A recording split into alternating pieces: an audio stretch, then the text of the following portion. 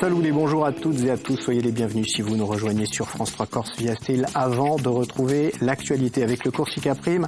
Aude, avec au sommaire, valoriser son image professionnelle, un dispositif destiné à aider les personnes au chômage dans leur retour à l'emploi. Nous verrons quels sont ses objectifs, comment en bénéficier. Et pour commencer, comme tous les jeudis, regard sur les offres d'emploi proposées par France Travail. Cette semaine, il y a 1788 offres et parmi elles, l'ADMR de Bastia qui est à la recherche d'un assistant technique ou d'une assistante technique locale pour un CDD de 6 mois, 2163 € bruts par mois. Toujours en Haute-Corse, Centre Autoservice Valrose est à la recherche d'un magasinier ou d'une magasinière pour Borgo. C'est un CDI entre 2000 et 2300 € bruts par mois. À Bastel, il y a la charcuterie Latiane, c'est la famille Nouns, est à la recherche d'un préparateur de commandes pour un CDI, 1923 € bruts par mois. La société civile professionnelle d'avocats à Ajaccio est à la recherche d'un assistant ou d'une assistante juridique pour un CDI de 35 heures, 1800 à 2000 € net. Et puis dans l'extrême sud, le très beau domaine Pozzo-di-Mastre recherche un pâtissier ou une pâtissière pour un CDD de 6 mois, 2500 € net par mois. Une expérience de 3 ans est requise. Toutes ces offres, vous pouvez les retrouver en flashant, si vous avez votre téléphone, ce QR code ou bien naturellement en vous rendant dans les agences France Travail. On en parlait la semaine dernière, valoriser son image professionnelle, c'est important pour aider les demandeurs d'emploi pour un retour vers l'emploi. Alors pour quelles raisons, comment en bénéficier? On en parle avec mes deux premiers invités.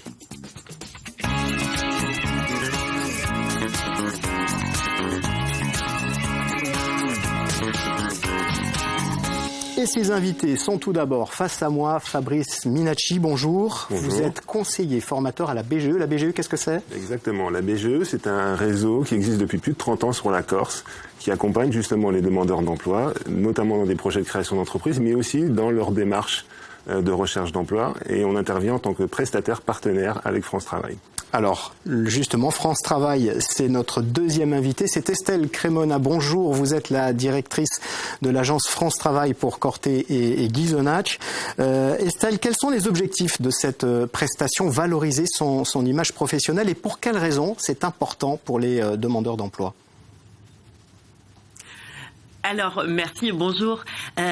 L'objectif principal de cette prestation, valoriser son image professionnelle, c'est vraiment de pouvoir aider les demandeurs d'emploi dans le travail sur tout ce qui va être leur savoir-être. Parce que c'est vrai que c'est un des éléments principaux qui sont relevés par les employeurs dans leurs attentes. Et c'est un des points qu'il faut pouvoir travailler et qui travaille aussi la confiance en soi, ce que l'on peut faire pour donner une bonne impression, enfin toutes ces choses qui sont extrêmement importantes dans une démarche de recherche d'emploi. Fabrice Minacci, vous proposez justement ces ateliers, valoriser son image professionnelle. En quoi ça consiste? Comment ça se déroule? Alors, valoriser son image est une prestation collective, une prestation individualisée collective. C'est-à-dire que elle consiste en un travail sur les savoir-être professionnels.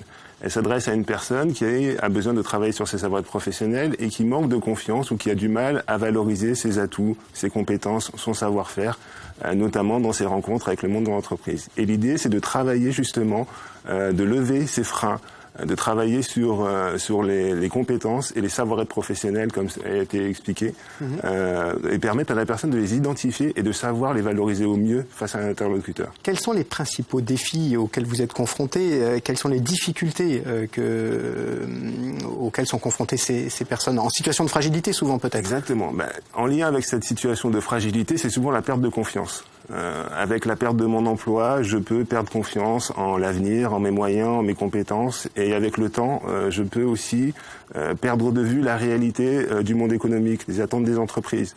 Donc l'idée, c'est de faire le lien justement entre quels sont mes points forts et aussi comprendre quelles sont les attentes du monde économique aujourd'hui et savoir les valoriser et trouver un terrain d'entente. Concrètement, comment on fait pour redonner confiance à une femme, à un homme qui est en situation de recherche d'emploi? Alors, déjà, ça se travaille sur le temps, en collectif, parce que l'idée, c'est aussi de mettre en perspective ma situation avec celle des autres.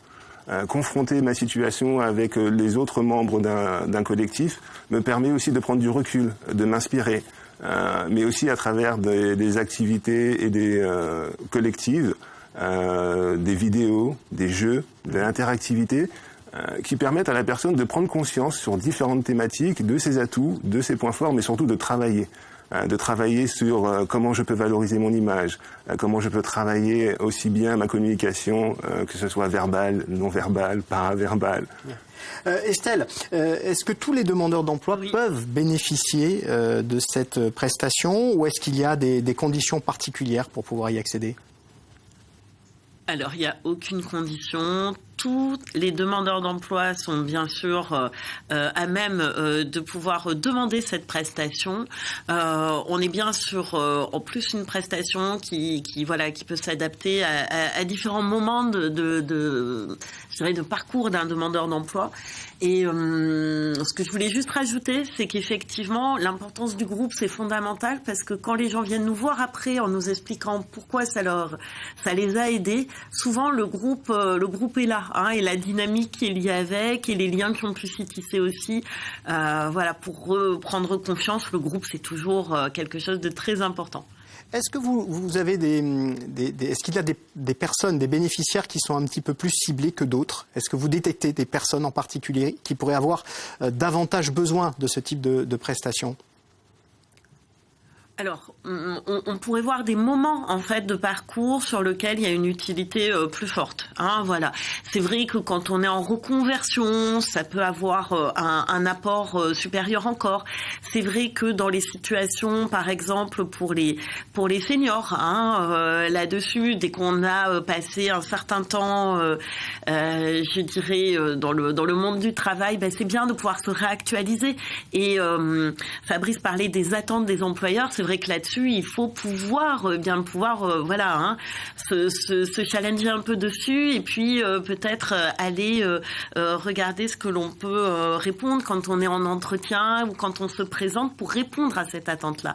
Et là-dessus, il y a un aspect de mise à jour. Mais je dirais à tout moment où on a un peu de baisse, même un peu de motivation, ou que l'on voit que au-delà de son CV, il n'y a pas grand-chose qui se passe, ça peut être effectivement un point très très important à travailler et du coup valoriser son image pro peut être une réponse. Fabrice, ces ateliers permettent-ils de révéler, transformer peut-être les personnes ? Oui, on en a souvent le témoignage de personnes qui, à la fin de l'atelier, nous expliquent qu'elles ont pris conscience de leurs atouts et surtout elles ont appris à les valoriser. Parce que pour la plupart, je pense que ces personnes, je dis souvent que la plupart des personnes connaissent leur métier et savent le faire, mais ils ne savent pas forcément très bien en parler et expliquer les choses, mettre en avant quels sont leurs points forts, les savoir-être professionnels qu'ils ont su développer à travers leur parcours. Mais je rebondis sur ce qui a été dit sur les cibles. Pour moi, valoriser son image s'adresse aussi à un jeune diplômé qui n'a pas encore les codes, la connaissance du monde de l'entreprise, les clés, et qui a besoin justement d'affiner sa perception. Quelles sont les attentes des chefs d'entreprise en termes de savoir-être ? Alors au niveau des savoir-être professionnels, bien sûr, tout ce qui concerne la rigueur, l'organisation, la capacité d'adaptation, la capacité à travailler en équipe ou l'autonomie, si justement les missions demandent à savoir travailler en autonomie, sont l'essentiel des savoir-être demandés par les représentants d'entreprise. Estelle, est-ce qu'il est possible de mesurer l'efficacité de cette prestation ? Vous avez des retours ?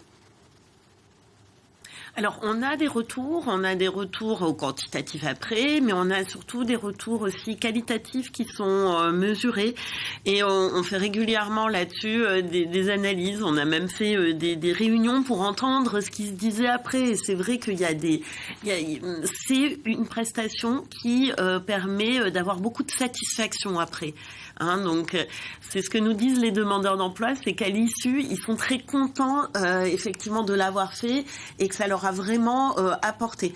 Ils se sont découverts un petit peu dans leurs qualités, leurs défauts, ou ils se sont vus confortés par rapport à ça. En tout cas, ça a eu un impact. De côté pratique, rapidement, est-ce que c'est pris en charge par des partenaires ? Comment ça se passe pour les demandeurs d'emploi ? Alors, de toute façon, ça fait partie des prestations financées par France Travail, donc c'est entièrement gratuit, il n'y a pas de souci. Là-dessus, nous, c'est pour ça qu'on est en lien avec la BGE, représentée par Fabrice aujourd'hui, sur ce sujet-là. Mais non, c'est entièrement financé. Il suffit là-dessus d'en exprimer la volonté ou de répondre oui à son conseiller quand on vous le propose, tout simplement. Merci beaucoup, Estelle Crémona. Un dernier mot avec vous, Fabrice. Quel conseil vous donneriez ? Le conseil que je peux donner à un demandeur d'emploi, c'est allez-y.